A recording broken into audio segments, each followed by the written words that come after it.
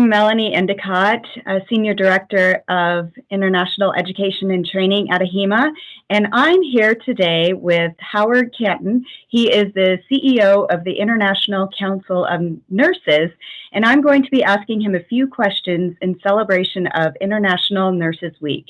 Welcome, Howard. Hi, Melanie. Hi, everyone. I'm delighted to be with you and to have this conversation. Great. Well, let's get started with the first question. I would like to know how you feel that nurses around the world can impact the future of healthcare. You know, when we look at what the big health challenges are that are facing people right the way around the world, we know there are some striking similarities and commonalities.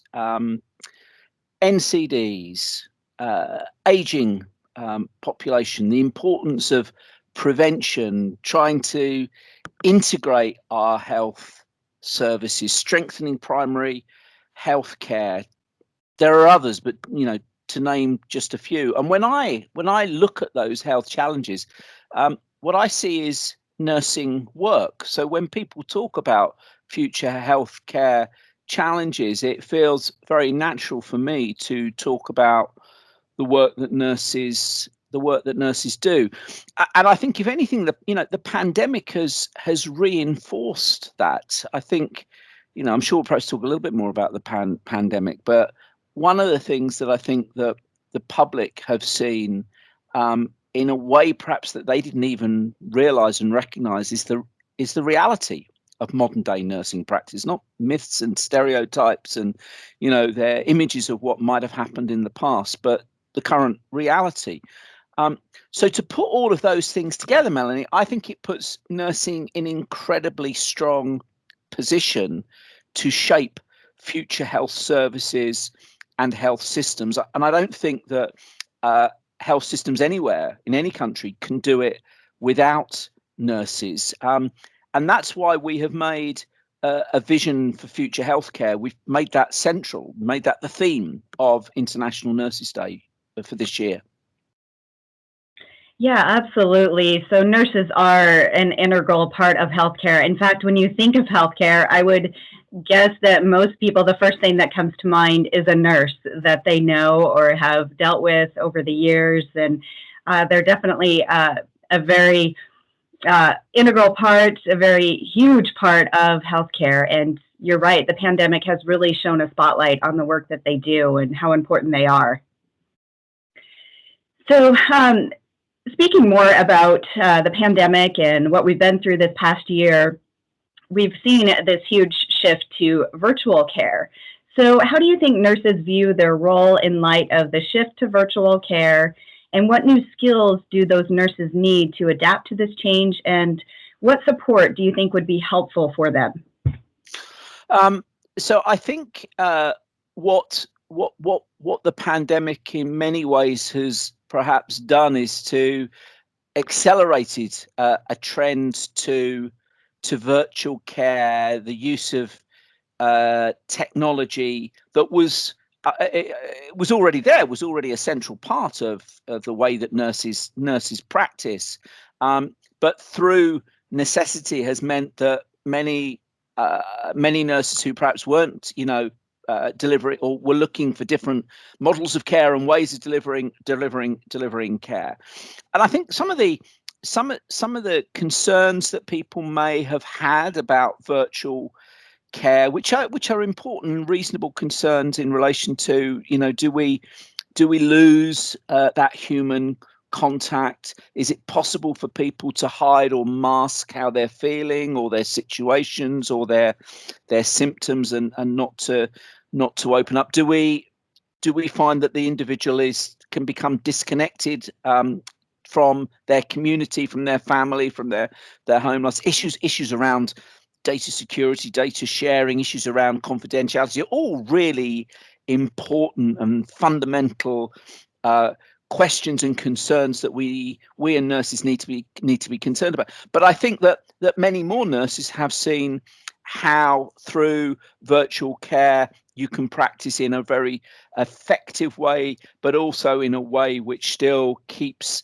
the person at the center of what you are trying to do, of what you are trying to deliver. I mean, in education, we've just done some work to look at the impact of, particularly of technology in education, and it has been hugely important to the innovation to allow students to continue on their programs, and in fact to learn in different ways, which I think could have the potential to change models of how we provide education, not just to nurses, but to other healthcare students in the future as well. But with the education piece, of course, there is then still, the very practical issues around, where are the teachers, where are the faculty, what about issues around clinical placement, what about mentorship as well.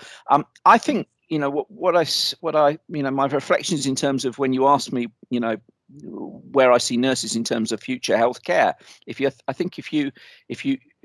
take those health needs and health demands, which, as I say, I think are nursing work, but then you take some of the technology enabled and virtual care services which nurses have developed. I think that we are growing, we're developing models of care which are nurse-led models of care, which should be at the center of our health systems and how we deliver care for people in the future. Our health systems are going to be, they're hugely challenged as a result of the pandemic. But as we come out of the pandemic, in addition, we've got all of these growing healthcare needs and demands which haven't been met, whilst health systems have been focused on the pandemic.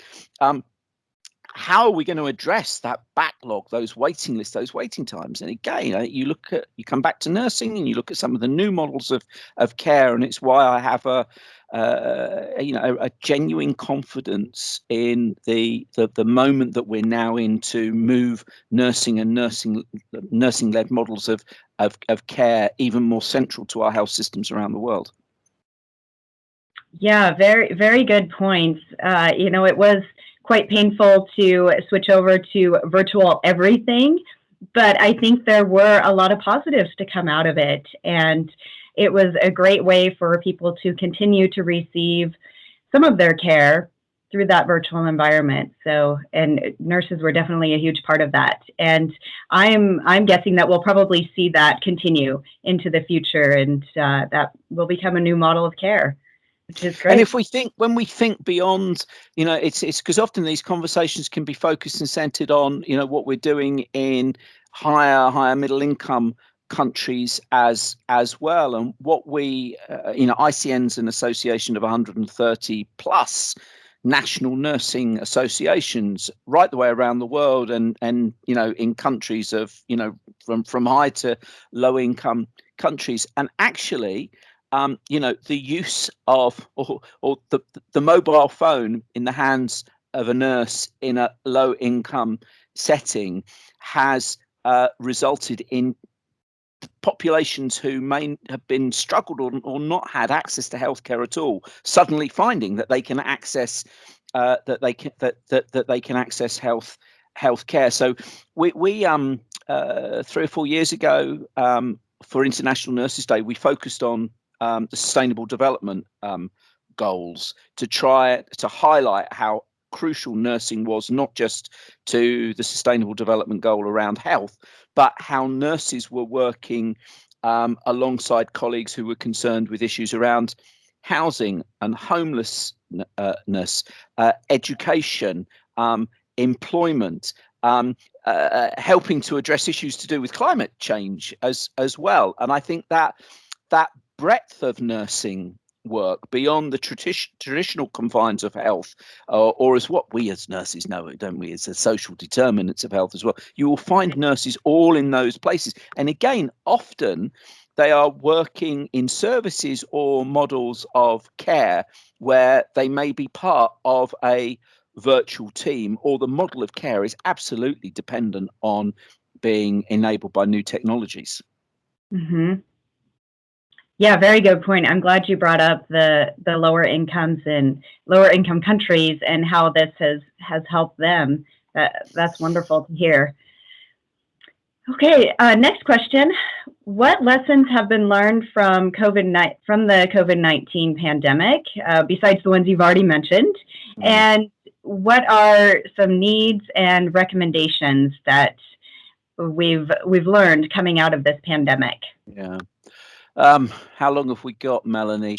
Look, I think the first thing to say is that we've talked quite a lot about where some of the positives are and where some of the opportunities are, and I think that's really important. But I think equally, it's I need to say a little bit about some of the huge, overwhelming challenges that the pandemic has created for the nursing for the nursing workforce. Throughout the last 12 months plus, ICN has been monitoring and reporting on the impact of the pandemic on the nursing workforce. We've now described, we as shorthand, we talk about the COVID effect and what the COVID effect is on the nursing workforce, and we've identified issues in the early stages around infection rates amongst healthcare workers, the lack of equipment and lack of PPE, the lack of training. Sadly, the number of nurses who have died around the world as a result of contracting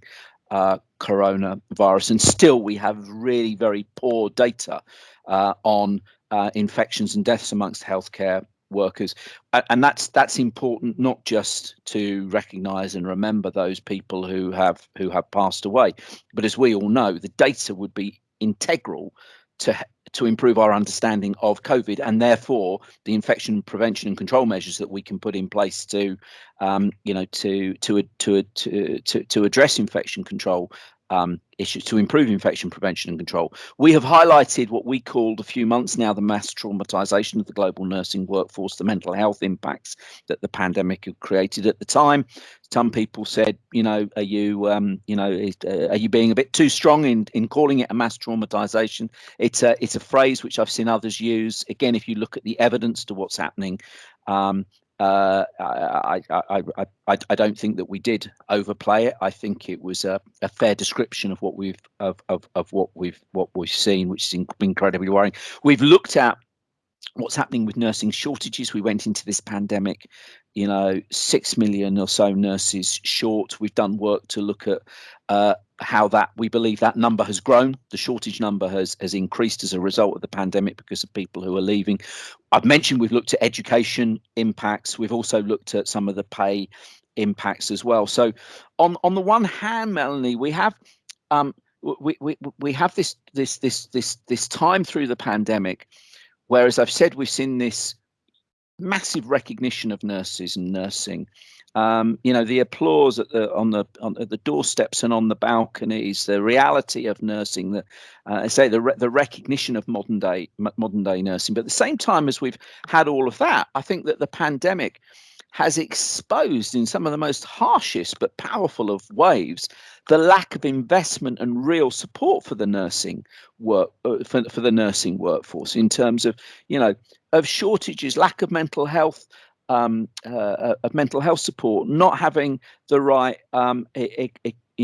equipment. I mean, I could go on, and that's why that this moment that we're at now and this reset and the opportunities there are, those opportunities can't be realized without some really fundamental investment in nursing education, nursing leadership, and nursing jobs. And that's why those three key issues were at the heart of the State of the World's Nursing Report. ICN were privileged to work with WHO to bring that report forward last year during the International Year of the Nurse and the Midwife, and there's a massive amount of data and analysis. I'm sure people will have read it or dipped into it and be aware of it. But it's simple, bottom line, top line, strap line is invest in nursing education, leadership, and jobs. And that analysis, that simple analysis, or not so simple, that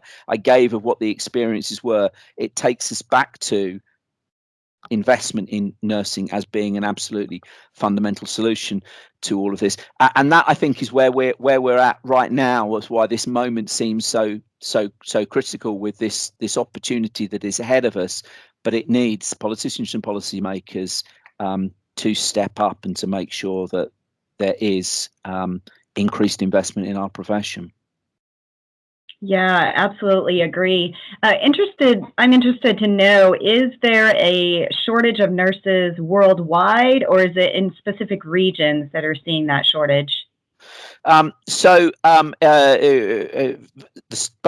the state of the world's nursing, and there are two reports which ICN has put out in the last 12 months, one on migration and mobility of nurses, and the other one on the aging nursing workforce. And for those who are really interested to get into the weeds of that, those three reports are, I think, are good places to go to. There is a global nursing shortage. There are shortages in every region, but they are concentrated. Nearly 90% of shortages are in low middle income countries. So they are in those countries who can least afford to lose their nurses. But that doesn't mean that those of us who sit in high middle income countries haven't got shortages. We have, but they're not of the scale as they are in some of the low income countries. But what we do have in the high income countries, which is different to the low middle income country, is a greater number of nurses who are older, who are experienced. Perhaps that's a better way to which in terms of a labour market terms means that those higher income countries are going to have more nurses coming up to retirement sooner than the lower income countries. So we're not off the hook. Those higher income countries, they have shortages. They might not be as severe, but they could become quite severe if they haven't got the pipeline of nurses coming through, which then takes us into another really key dynamic, which has been a solution in the past, and I think raises lots of issues about how much of a solution it should be for the future, is where high income countries where they've got shortages go and recruit from low middle income countries. When they do that, they are recruiting from countries who, as I said, can often least afford to lose them. They are adding to the inequality we have in the provision of nurses. But you can understand why nurses from those countries could be attracted to go and work in other countries, and no one wants to stand in the way of the right of an individual to move. Nursing is a global career, and there can be great benefits from moving and learning and sharing. But we do see that many countries have used migration as a fix, as a short-term fix, as a stopgap to when they haven't invested enough in their own workforce. And we've called for some time and continuing to very strongly advocate for all countries to aim to be self-sufficient in the supply of their own nurses. Great. That's really interesting information, and yeah, I'd be interested to look at those reports. So I'll dig into those, and hopefully our viewers will too, to see the state around the world. Okay, my final question for you, Howard, is how does the industry attract new people to the profession and retain those already working in it? You've already kind of covered the state of the workforce, but how do we attract these nurses or potential nurses to come into the profession? So one of the really interesting things that we've also just reported on this year is that there is increasing evidence from a number of countries of an increased interest for people to come into the nursing profession. It's not every country, but there are a number of countries where interest in nursing has gone up, and applications onto nursing programs is increasing quite significantly. So that we should capitalise on without a doubt. But as I said before, that's not just about making sure that you've got the places, the education places, but you have the faculty, you have the mentors, you have the clinical placements as well. But I think, and I believe very strongly that in many ways I'd like to flip round we talk about recruitment and retention, and I think that we should be talking retention and recruitment. I think we should flip our focus. I think that we bring new nurses on board. That's fantastic. We know that that's going to take 3 or 4 years at least. It's more like by the time you've somebody's applied and you've got them on, and they're it's more of a 4 or 5 year program or time period. So there's a lag and delay, and then whilst we've got a new nursing workforce, they're new. They're at the start of their career. They're not practitioners with 20, 30 years experience, and those are the people who I am hugely concerned about, from the evidence that we're seeing, are thinking of leaving.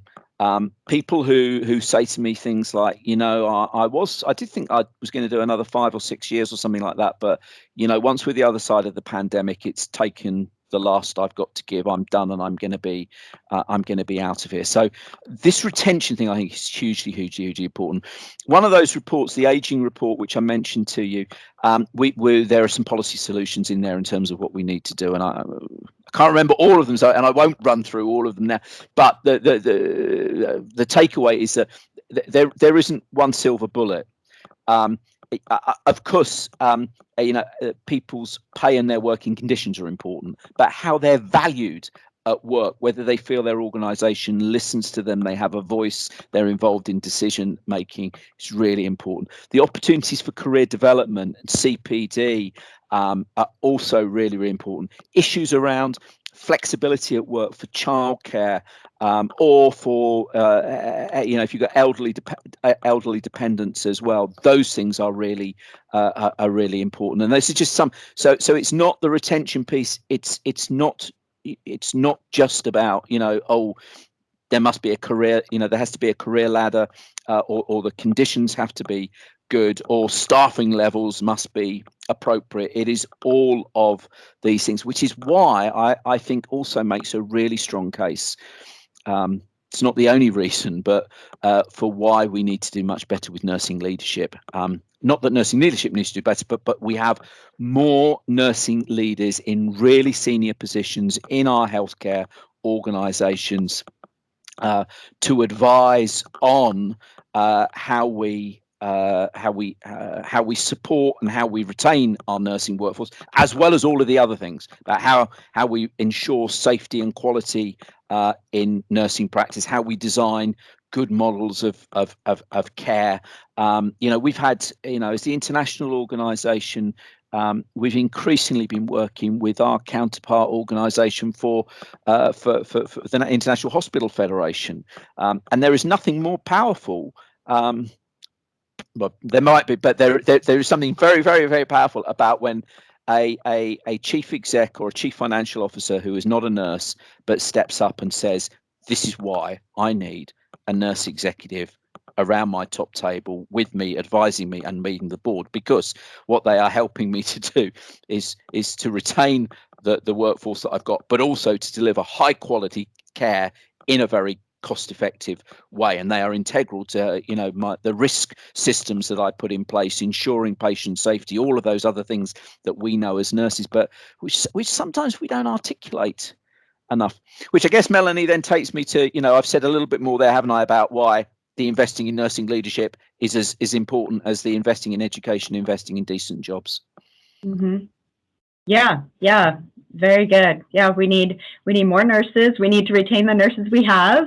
And being from a health information background, it's interesting to see over the years. I've seen a lot of nurses move from bedside nursing into more administrative type roles, working with clinical documentation improvement and more like desk type work rather than the nursing role. And I think a lot of that is just from being overburdened, overworked, long hours, difficult work. So are you seeing a lot of that internationally, nurses moving into different roles besides the typical bedside nursing? I think we're seeing we're seeing nurses looking at a whole range of different career opportunities and ways that they can develop. And you're right, nurses moving into to information and data-based or focused roles to support organizations to understand their performance, where their risks are, how they maintain safety, the profile of their populations and the people that they're looking after. I think it's a it's one of those things where, if you ask the public, a traditional role of nursing, this sort of stuff probably wouldn't come up. But I think it's really important to highlight and to showcase these roles as well, because it just, again, from a different angle, but shows how central nurses are. Of course, we've historically seen interest for nurses to move into education, to move into management roles as well. I think we're seeing a lot of nurses as well who are moving beyond hospital-based care. Again, it's always happened, but I think the opportunities in public health and in prevention are more and are varied. I think we're seeing a lot of nurses who are seeing opportunities to work in roles that join up care between different organisations and different systems. But none of that, for me, is to say that we should, that there isn't, of course, that there is still the absolute value in clinical roles. And I honestly don't think that many countries still are not doing enough to support career development to advanced practice, expert nurse, consultant roles, different titles and different places, specialist roles, as they should. As many nurses who we continue to speak to, who want to stay in clinical practice but want a career route which recognises their expertise in clinical practice, and that's why the interest that we see in nursing as well. It's you and I know this very well. It's a phenomenal profession to give you opportunities to work in so many different sorts of roles. Yeah, absolutely. There are so many different roles for nurses, and being from the health information side, we've seen a lot of nurses enter into our profession, and it's been wonderful. It's been great to bring in that expertise, learn from their clinical knowledge, and it's been excellent. So there's a huge need for more nurses to get into all of those various roles. Okay, well, those are my final questions. If you had any closing remarks or anything else you'd like to share? No, listen. We've covered an awful lot. As I said, our theme for International Nurses Day this year is Nurses a Voice to Lead, and our vision for future health care. And I hope, Melanie, perhaps through our conversation, that if people were sceptical that might have sounded slightly grandiose or off the mark or detached or whatever, that perhaps we've given some insights into why those issues absolutely do feel issues of the moment. And I think that nurses around the world, the conversations I have with them, shouldn't be shy or step backwards in any way from telling people and sharing with people what they do and the value that they bring. Not just the value in terms of care, as important as that is, but the value that they bring to strengthening our health systems, strengthening our economy, strengthening our society. So it's been a hugely tough time for nurses. I don't think any of us in our lifetimes have had as difficult a time. But the darkest days are before the dawn. That's what they say as well. And I think there is a new dawn very close by for the profession, which we have to take. Yeah. Well, thank you so much, Howard, for sharing your insight with us. Really appreciate it. And hopefully we'll be talking with you soon. Good to talk to you. Thanks very much, Melanie. Bye-bye. All right. Bye.